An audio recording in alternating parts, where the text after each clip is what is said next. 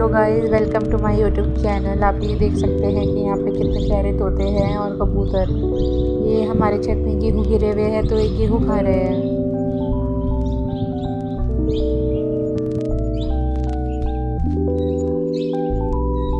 तो आप सुन सकते हैं कि यहाँ पे तोते और कबूतर चहक रहे हैं अपनी आवाज़ से।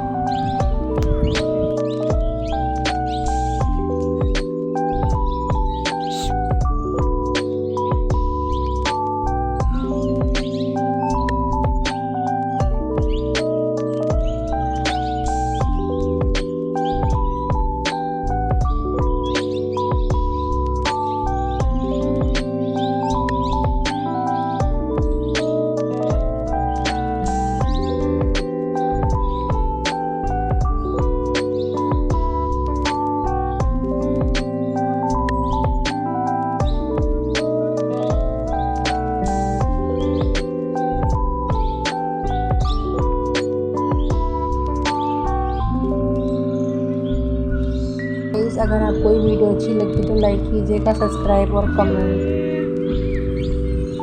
और गाइस मेरे 100 सब्सक्राइबर कर दीजिए।